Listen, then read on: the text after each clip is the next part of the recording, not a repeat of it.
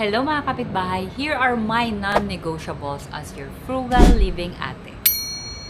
Number 1, automating my savings. So what do I mean by that? Every time I get my paycheck, a certain percentage of my paycheck is automatically deducted from my payslip. Which means wala akong ibang choice, basta deducted na siya automatically. Hindi na yung darating siya sa akin, dahil saka ko pa lang siya babawasan. Unless I cut it off, meron at merong deduct from my payslip, which is yung savings ko. I make sure that a huge chunk of it is deducted para doon ako mag-a-adjust from what is left from my salary minus my savings. Doon lang ako maglalaro ng allowable expenses for me for that month. Number 2, non-negotiable is kapag hindi pa nauubos ang isang item na consumable, hindi pa ako bibili. Okay, so let's elaborate. For example, sabong panglaba. Pag meron pa akong isang pack ng sabong panlaba, like 1 kilo, yan yung basis ko. So, kung meron pa akong 1 kilo ng detergent powder, saka pa lang ako bibili. Hindi ako magsa-stock ng super duper dami, tas ilang months pa bago ko siya makonsume. It's because natuto na ako na dati, ang hilig ko, ang dami kong cleaning materials, fully stock, ganyan. Tapos, in the end, hindi ko naman sila nagagamit talaga kaagad. So, there is no rush for me to buy kasi I know that there will be always an available item sa grocery. So, of course, it saves me space and alam mo yon, nakikita mo yung mga available pa na items sa'yo, which in the back of my mind, parang napipilitan ako na kailangan magamit ko muna sila kasi nandyan sila. Nakikita ko sila and I have no other choice na sila yung i-grab ko. So, alam ko kung ano yung may stock ko pa dyan. There's no need for me to rush kasi alam ko yung level kung kailan ako magre-restock lang. Not just cleaning materials, pero food. Bibili nga ako, may expiran lang, complete waste of money.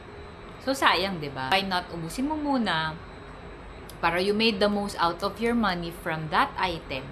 And then, saka ka na naman bibili pag kailangan. Third, non-negotiable and will be the last for this video is pinag-iisipan ko muna ng super duper daming beses bago ko bibili ng isang malaking purchase or kahit hindi malaking purchase.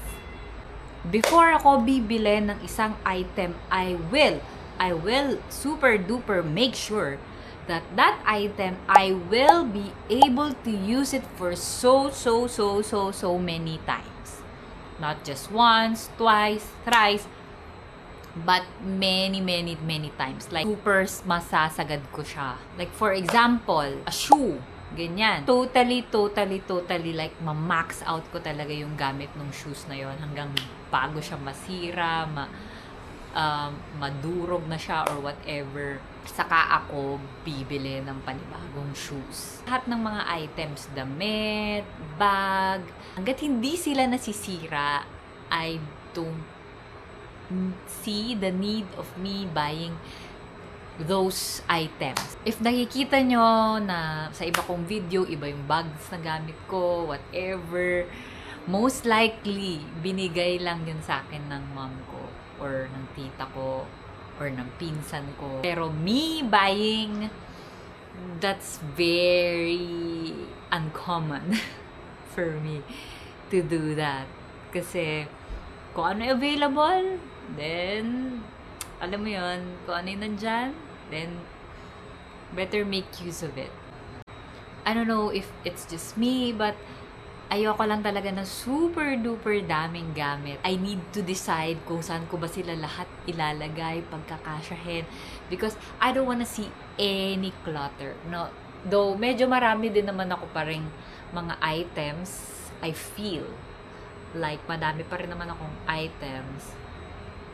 But, you know, when I stay in a place, I make sure na lahat, everything has its own place. Kaya, as much as possible, tago ko sila, something like that. Ayoko nung nakikita ko sila anywhere lingering around.